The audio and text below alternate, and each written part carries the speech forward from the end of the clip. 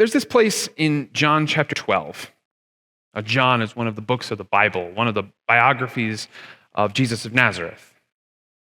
In John chapter 12, Jesus says this amazing statement. He says, "Now is the time for the judgment on this world." Now, what I think is interesting about this statement is what happens next.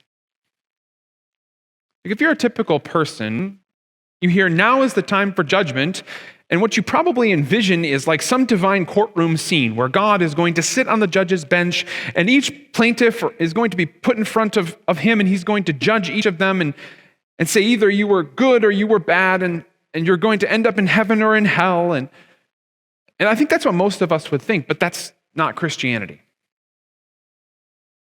See, the very next thing that happens after this statement is Jesus dies on a cross.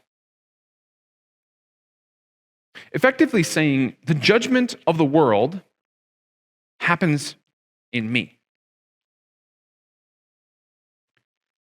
Every other worldview, every other world religion lives by this paradigm that there is a set of absolute truths, and the people who adhere to them, the good, they make it, they're saved, they find heaven or nirvana or whatever. And the bad, those who don't adhere, those who are unfaithful, they end up separated or in hell or dead or whatever the negative outcome is for them. But not Christianity, because Christianity says, although there is a set of absolute moral values, every person has fallen short of those moral values, and yet they have already been judged in Jesus. Just think that through for a second. Very often we think the judgment is something that is coming, and that my good works or my bad works, they're being tallied, they're being counted, and that at the end they're going to be revealed as the marker of whether I was a good person or a bad person. But what the Bible actually says is, no, that judgment has already happened.